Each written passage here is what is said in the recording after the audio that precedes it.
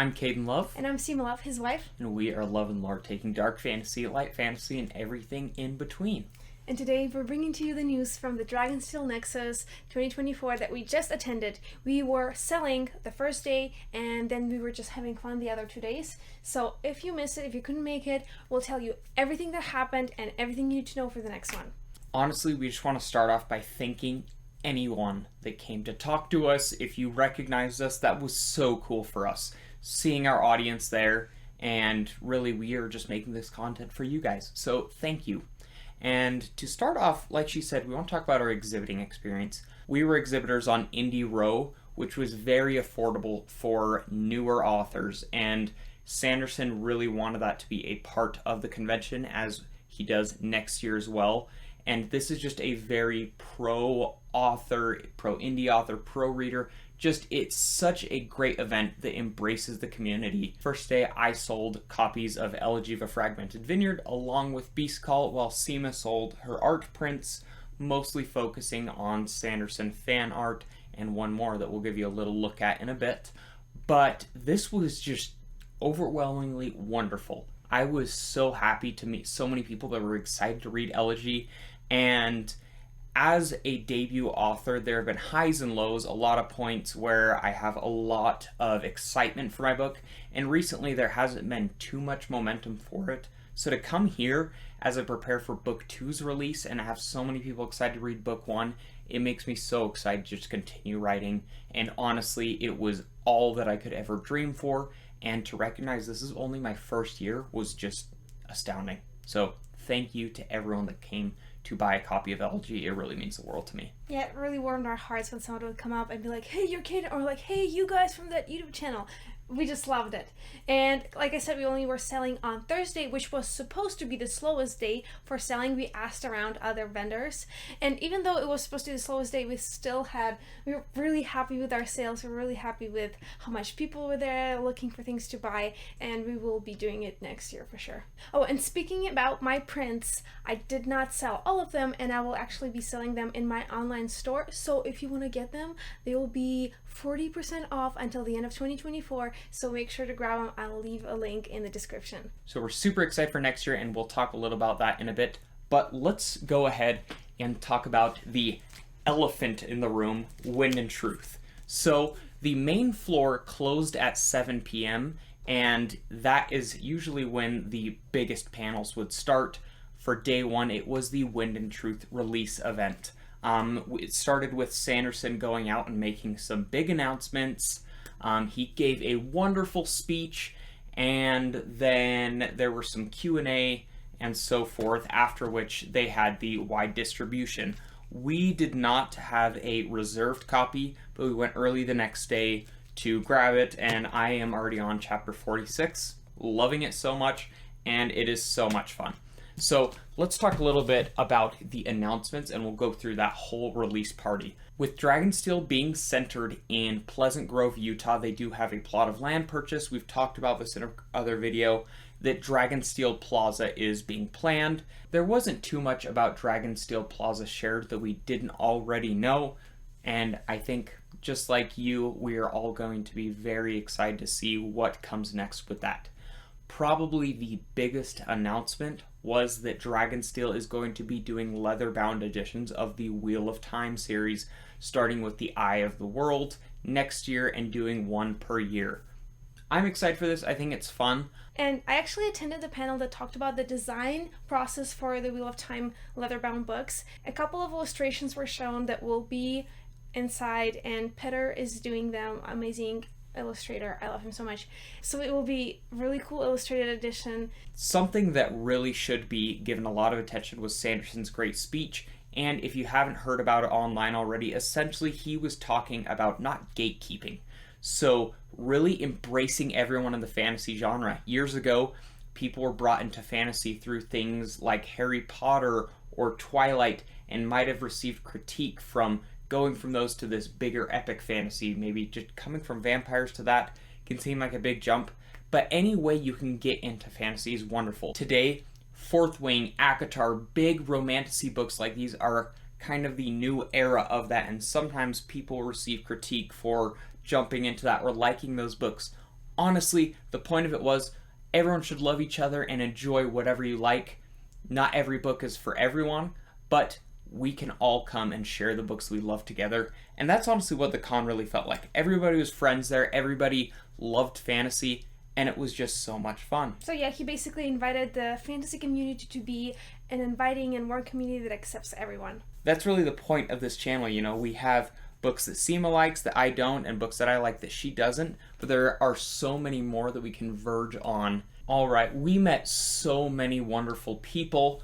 Unfortunately, we probably won't be able to address everyone that we met, but one of the coolest people that we got to meet was, I mentioned earlier that Seema did one non-Sanderson art that she sold there, and that was Fitz and the Fool. We were actually able to meet Robin Hobb after a panel and have her sign this. Seema gave her a copy, and if you don't know Robin Hobb, she is the queen of fantasy, one of the coolest people out there, and I can't wait to just go through and finish off her books. We are currently loving them, and I know that her fan base is so dedicated. And also, she was so nice. When I gave her my illustration, she asked me for my contact information, which I didn't expect her to ask. And yeah, she was just really nice. We were able to meet so many wonderful indie authors that I'd heard so much about. Michael R. Miller, the king of Dragon Riders, right next to Polini. It was so cool to see him all over here. Some other big authors we met were Wesley Chu, and recently transitioned from indie to trad, Matt Dinneman of Dungeon Crawler Carl. Such an awesome dude, and if you haven't read his books, oh my gosh, just some of the funniest and most enjoyable stuff out there, especially the audiobooks. We were also able to meet some of our favorite content creators right next to her husband, Zach Argyle. Bookborn was there. It was awesome to meet her in person. Patrick Leo and Daniel Green. All of these people are so amazing, and make sure that you check their channels out if you haven't already. They are like the pillars of the BookTube community. And not to forget, I did get a signed copy of Wind and Truth by Sanderson, but Miranda Meeks was also there, so I was able to get these beautiful end pages signed by her. It was so cool to see all these wonderful artists that have contributed to Sanderson's end pages, interior artwork, and especially those leatherbounds. Now let's talk about what we experienced as convention attendees. This was so much fun, and although selling was probably our favorite part, just to go and meet people and have that, we loved attending. So when you arrive, you first receive a Worldhopper passport and 2 card packs. They say that they are part of the Stormlight Lost Tales, and we were really excited to open them. You open it up and find out that these are actually pieces to short stories. There are 3 in total, 54 cards each. And throughout the con, you can go and get your passport stamped by attending panels, visiting vendors, and you use these stamps, exchanging them for more card packs to complete those short stories. It was so cool, and especially it was not a pay to win. You could finish the complete stories and have some of the cool foil cards as well just by attending. There weren't even options to buy the packs. It was all included because they know that you want to read those full stories. So most of the convention day 3 for me was exchanging my stamps for these cards and trading with so many people. And in one of Sanderson's panels, he actually said that they did this with the purpose of bringing people together, having them trade, and just talk with each other. It honestly felt like that. You could be friends with everyone there. Of the 3 stories, you can complete cool little puzzle pictures on the back of the cards, but what we really want is the stories, right? The first one is Elsecaller. This is a short story focusing on Yasna, one of our favorite characters. The next one, Chasm Friends Get a Pet. And the third is focusing on King Lopen, the First of Alethkar. All of these are written by Brandon Sanderson, 2 of them being co-written by Dan Wells, 1 being co-written by Isaac Stewart. I really wanted to see the completed pieces, so we scanned them for the first story, which you can see on the screen right now. Dragonsteel did ask us not to share the completed stories online, so we didn't scan the other side of the cards, but please enjoy the art. Aside from the central cards, there were also 9 Herald cards. I was never able to get Ishar. He was the hardest to find. And there are other ones that have a stamp of nonsense, probably something to do with Hoyd, but these are alternate ones, more like joke cards that just kind of scramble the text and throw on random things that are just more for fun. The line to exchange your passport stamps for cards was really, really long, and I'm hoping they'll fix it next year, because I think a lot of people spent like half a day standing in that line. But I still think it was a really good idea, and I think everyone enjoyed it. If I were to go and guess right now, with the Worldhopper Ball, which we will address soon, being focused in Roshar, let's say they go to Scadrial next year for the Worldhopper Ball, I could see them doing these Lost Tales focused on Scadrial or something like that. I would love to see this continue, and it is very easy for me to say that Dragonsteel Nexus was the best convention I've ever been to. You weren't just going around looking at shops and just watching things because you didn't care. You were involved. You were making friendships. You were going to these interesting panels with people that you loved, and it was so much fun, and you really were a part of the Sanderson community. No matter who you are and where you came from, we met people all around the world, and it was just spectacular. And since we already mentioned Worldhopper Ball, we did not attend it, but we did ask a lot of people about their experience, and we did see a lot of videos from it. So we're going to tell you what happened there and what was it like. So, as many of you know, this focuses on, you might want to pause for a minute if you haven't read Oathbringer and want to avoid a quick spoiler. This event is the wedding of Shallan and Adolin that happens in that. And it was put on by a full cast. They had Kaladin there, they had Dalinar, Navani, Yasna, and Hoyd, who is played by Jackson Dicker, that you might know from Between Two Perns or his other comedic videos. And from what we saw, the videos, it looked spectacular. I do know that they featured Rosharan food. They had acrobatic performances and drinks that you could have there. It looked like a very enjoyable time. We did not do it just because the tickets were quite expensive and Seema wasn't sure that she was going right off the bat.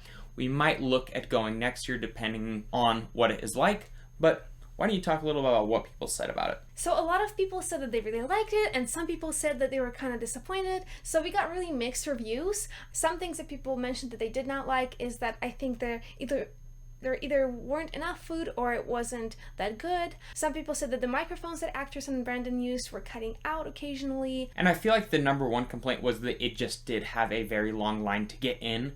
And this was one of those, as with the tickets for Dragonsteel, you had to purchase them very quickly, and which is completely understandable if you want to have this more intimate experience. But I do wonder if there is another way to have it to include more people, to be more affordable to those that have already paid so much to get there. We'll see where they go from it, but it sounds like an amazing thing, and I do know that Sanderson gave a personal toast to how he met the characters, meaning how they came to him when he met them years ago, designing them, and it sounds like just a wonderful time. And if you haven't seen what it looks like, I highly recommend checking it out. The effort gone onto this is immaculate. So besides from the panels and the vendor area, there were a lot of fun stations you could visit where you could get stamps and just have some fun. One of my favorites that I spent quite some time in was the crafting room called Cell, and it had a bunch of little crafts you could do for free. It was the one that I liked the most was the diamond painting that I did with just like some random people. It was really cool. Like she said, that one was called Cell. There was Scadrial, which was a panel hall, Roshar, which was the largest panel hall, First of the Sun Komashi. All of the Cosmere planets had their little areas to go and do things. There was a giant game area put on by the SaltCon, and Brotherwise was also there, so they had Cosmere RPG demos, tons of Mistborn deck building opportunities for people to buy and play, and we also had the opportunity to try their Shards of Creation trick-taking game, which is coming out sometime next year. One of my favorite things was Hoyd's Secret Museum. It was honestly just a little shack that was dark and it had cool lights, but it had a bunch of little merchandise and random things grabbed throughout the Cosmere. There was Koloth skin nailed to the wall. There was a collection of Spren, and there was a collection of medals. All of the random little intricacies that you think Hoyd might gather from all of his planets that he visits in his world hopping were there It was so cool, and I'm hoping they do something similar to it next year. Right outside the museum, there's a huge Chol. Coming out of one side, you have a Chasm Fiend. Out of the other side, a Thunderclast. And then there's a big Shard Plate statue.